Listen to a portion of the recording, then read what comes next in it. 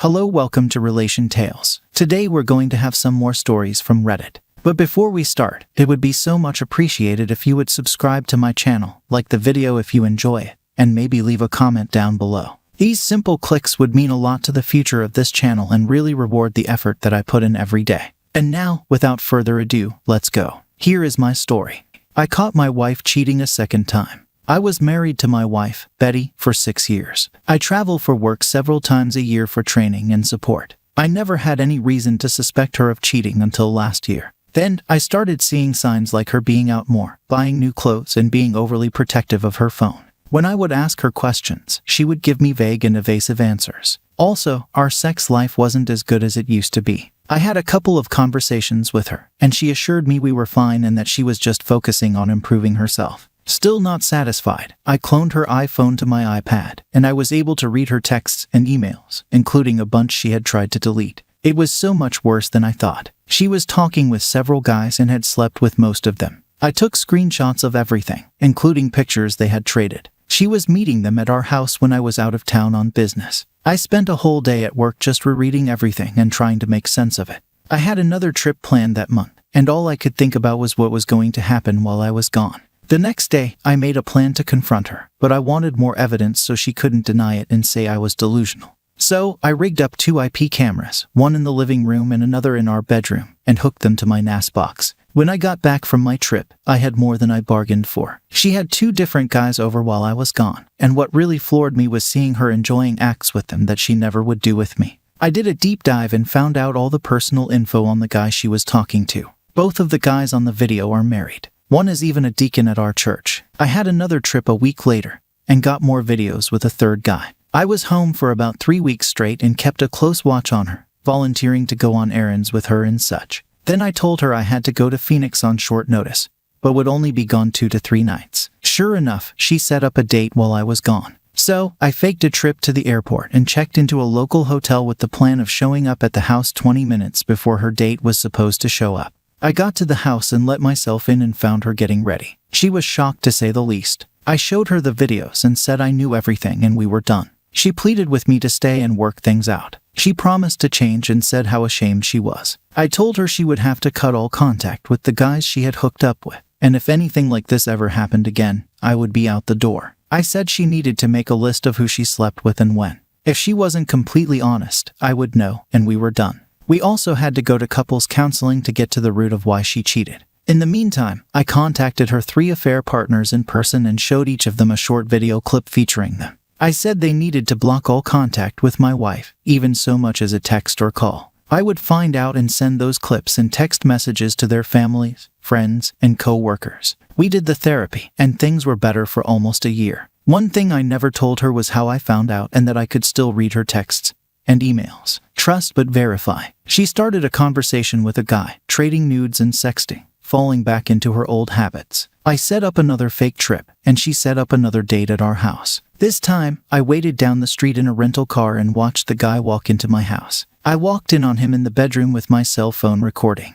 I started cursing and yelling at the top of my lungs. It scared both of them, and they jumped up. She was crying, and he was trying to get his pants back on. He ran out, and I went in to confront my wife. I told her we were done, and she needed to leave. She pleaded with me and promised to make it up to me. I said she had 48 hours to confess to her parents and friends how she threw away our marriage before I started sending out her video highlight reels to everyone. I tracked her new affair partner down and sent their text messages and the cell phone footage to his wife. Betty has called me several times. She is in panic mode. Her new affair partner has told her about his wife getting my email package. Betty is begging for mercy and for me to stop. At this point, I just want to sit back and watch the world burn. I showed my evidence to my best friend and his wife. He said to move on, but his wife is siding with my darker side. She said to expose all her partners and go scorched earth. I'm torn right now as I realize I'm still in pain and just want to lash out. So, I might not be making wise decisions. The one thing I do know is I don't want her to spend this breakup into being my fault.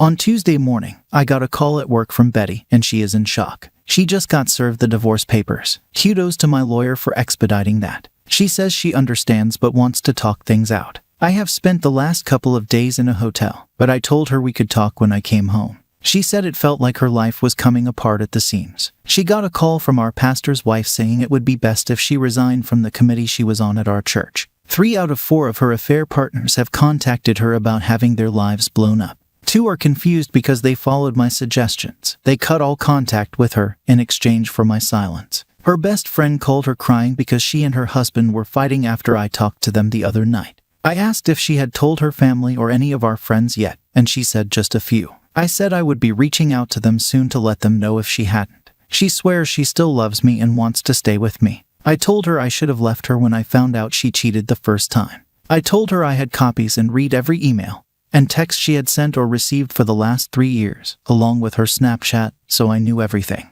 All the conversations and all the trading of pictures and videos, even the ones she thought she had deleted. I said there is no way I could trust you, and without trust, there could be no future or love. The only thing left for us to do together is divorce and go our separate ways. Updates in the comments. I made my wife write out a timeline of who and when she cheated on me. Turns out there were 6 guys, 3 of whom she only saw once or twice. The first guy she hooked up with was one I got on tape. I sent out info to all the wives this morning, and I got a call back from one of them within minutes. She asked a lot of questions and said she had suspected him before but just never could prove it. She thanked me for giving her what she needed. The newest affair partner was removed from his house and charged with domestic battery. He called me to give me a piece of his mind and made a few threats. Another user said even with everything that's happened, your soon-to-be ex-wife is still looking out for her affair partner. The app replied, no, when she wanted me to stop and ask for mercy, it was for herself. She realized I was going to do what I told her I would do, and she didn't want her friends and family to see all the evidence. Her affair partner was already burned and kicked out of his house. Another Opus comment, all the affair partners' wives have been informed already, along with other people associated with them, including a few key members of our church. Betty's 48 hours have passed, and I will start trickling out the truth to our friends and family. I saw her best friend out last night and confronted her about why she didn't say anything to me about Betty's affairs. To me, she denied any knowledge of. And I asked her husband if he knew, to which she also denied. So, I sent the email chain between Betty and her friend to the husband, where his wife was envious and supportive of Betty's cheating. A user asked how you cloned the phone. The Opus replied, my wife is not very tech-savvy, so when she got a new phone last year, she had me set it up. So, I had her Apple ID and password. It was simple enough to wipe my iPad and restore from her iCloud account, and then to sync her texts, emails, and a few other apps to iCloud on both devices. As far as letting this go, I am done, just waiting on the divorce and closing this chapter of my life. My attorney wasn't happy when I told him about the videos earlier this week. He said the affair partners might be the only thing to worry about. As far as my wife, he said that can be handled if it comes to that. He said he could argue that they were home security cameras. Either way, he said not to worry too much about it. He has dealt with this before. Another user said, okay, I am fully supportive, but you might want to ask your attorney if publishing your nudes and videos is considered revenge porn or not. That can be a serious charge in some states. The app replied, we've talked about that. It's a misdemeanor, 1 year and or $1,000. But he said I don't fit the criteria for the statute. Even if I were charged, he said the most I would get was the fine. But in my state, adultery is a felony and carries a 5-year and or $500 fine. And we have messages and videos to prove it. It's rarely prosecuted, but he has the juice with the local law to at least get them charged, if not prosecuted, which will deter them from pressing charges or filing a lawsuit. Another user expressed concerns about the level of exposure, stating that it's horrible that somebody cheated but trying as hard as you can to destroy her for this puts you on the same level as her. The app replied, I did not send graphic pictures to anyone in my church with the exception of one of our friends that goes there and the deacon's wife. I did send text messages and her timeline of the affair to a few church members, including my pastor's wife. I felt since she was on the committee with my wife, she should know as well. I know the deacon's wife shared some pictures with a few people, possibly the pastor's wife and a couple of others.